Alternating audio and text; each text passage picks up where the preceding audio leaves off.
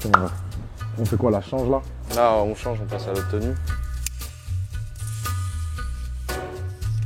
Il dépoussière les codes de la boxe anglaise. Bilal Shkitou braque les projecteurs comme il frappe sur ses adversaires avec panache et réflexion.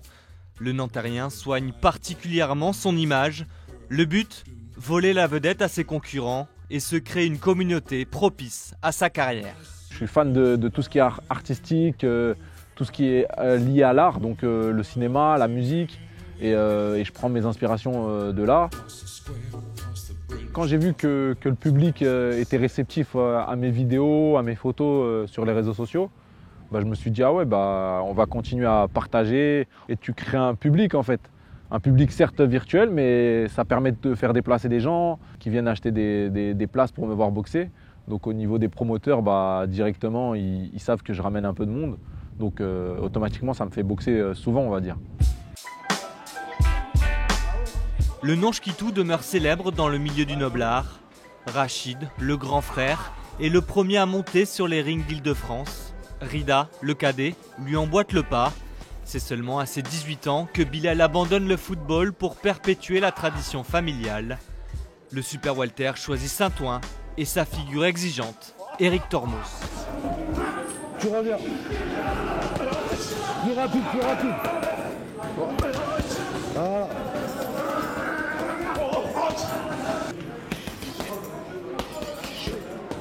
Allez, frappe jusqu'à la sonnerie, allez. Ah, lâche pas.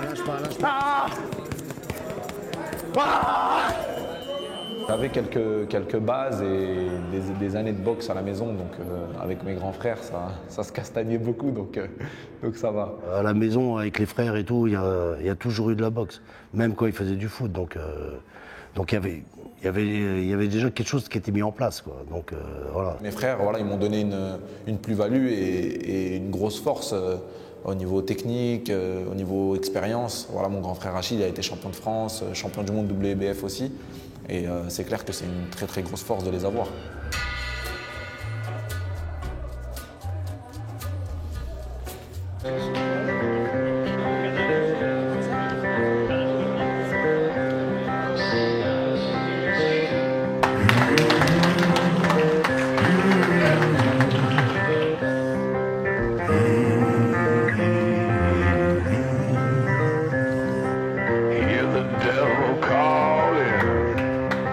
J'aime beaucoup faire des entrées un peu artistiques pour faire le show, on va dire, parce que le spectateur il paye sa place, il veut du spectacle tout simplement. C'est un tout la boxe et c'est avant tout un spectacle, c'est un show et il faut donner du spectacle aux spectateurs.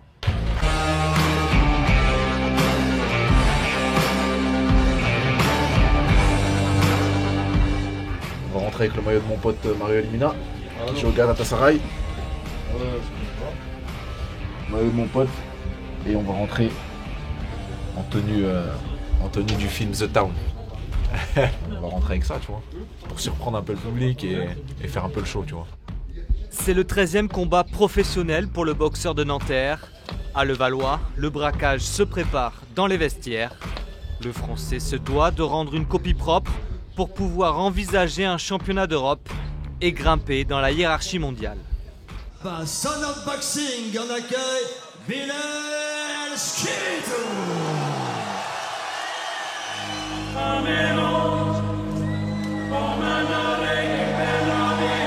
Regardez cette sortie toujours spectaculaire de Bilal Shkitou. Il aime le show, John, il me le disait.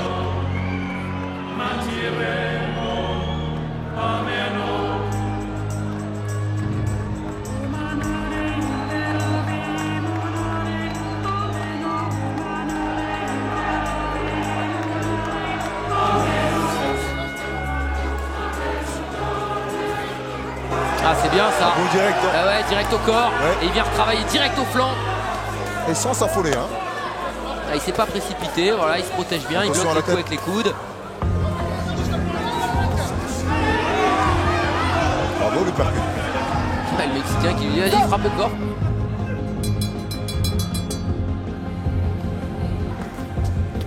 Encore le percute droit qui est rentré pour Bilal et le percute gauche. Avec le poids du corps comme tout à l'heure, hein. Ah, l'esquive rotative, crochet gauche, c'est magnifique. Techniquement, c'est juste splendide ce qu'on vient de voir. Là, il faudrait accélérer. Là, on voudrait une accélération. Là, c'est là, à toi. Tu bloques, tu remues. Faut pas s'affoler. Les crochets au visage, c'est bien l'accélération. Bilal, il est en train de sentir le sang. Bilal va en finir, la droite est passée. Sans s'affoler. Continue, maintenant, il se méfie au foie. Tape de l'autre côté. Tape de l'autre côté en début de round. Et après, on revient milieu et foie. D'accord? Et n'oublie pas de me mettre des uppercuts à l'intérieur. Ok? Attention, crochet qui a sauté. Quel bel uppercut. Encore. Oh, le foie du Mexicain est complètement rouge. Il l'a martelé. Et c'est fini.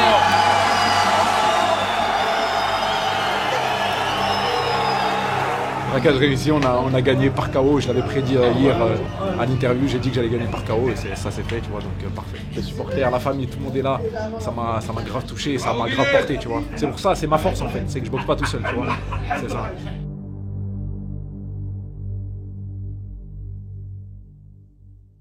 L'épisode 10 des soirées No Limit, on va commencer avec Bilal Chkitou qui a fait le show, qui a ramené son public. Qu'est-ce que vous avez pensé de son combat déjà, Brahim? C'était une très belle prestation, en dehors de ce que Bilal apporte autour. Il a su déjà communiquer sur lui-même, et c'est ce que je souhaite à tous les boxeurs, hein, de l'imiter, pour ne pas dire copier. Il a apporté son identité, et puis après, tout ce qui est pugilistique, techniquement, c'est beau, c'est parfait, c'est varié, ça boxe en bas, en haut. Voilà, en tout cas, c'est un boxeur qui est très plaisant à voir. Rappelle que 13 combats, il a déjà une certaine expérience. On a l'impression qu'il en a au moins 25 des combats. Donc, ça joue aussi avec sa famille, peut-être. Hein. C'est vrai que c'est une famille de boxeurs. C'est sûr. C'est sûr, avec Rachid, avec Rida, il a baigné dedans, même s'il est venu un petit peu tard dans la boxe, on sent qu'il a cet ADN. Moi, j'ai l'impression qu'il a les possibilités, mais qu'il est en apprentissage. Il n'a pas voulu en faire plus. 13 combats. Comme s'il est en train de travailler quelque chose, il a voulu l'appliquer. Moi, j'ai vu un boxeur très appliqué sur le ring. Il a été très à l'écoute du coin et il n'est pas sorti de son game plan. Il a fait quelques petites erreurs de main qui étaient un peu trop basses, mais j'ai trouvé très appliqué, très concentré.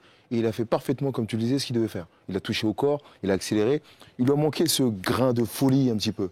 Mais on a l'impression que c'est un étudiant qui est trop étudiant, qui est trop dans l'apprentissage et qui n'a pas voulu laisser sortir un peu la folie. Il en est capable, j'en suis certain. On voit comment il est capable d'être assez, fanfaron pour les entrées et tout ça, et c'est bien, mais il doit manquer pour le combat, pour abréger le combat de façon nette avant la limite. Il a fallu qu'il sorte un peu de son carcan un peu trop bien huilé. Il faudra qu'il arrive à accélérer sur 2 ou 3 coups, d'avoir des petits changements de rythme, surprendre l'adversaire, et c'est sans doute comme ça qu'il arrivera encore à passer un palier. Mais quand on regarde, et c'est pour ça que je le rappelle, 13 combats, c'est très peu. Il est encore en pleine progression. Il nous montre déjà une palette technique qui lui permet de nous dire il va encore évoluer, il va encore sortir de belles choses. D'autant plus qu'il n'a pas une grosse carrière amateur. Non. Ouais, peu de combats.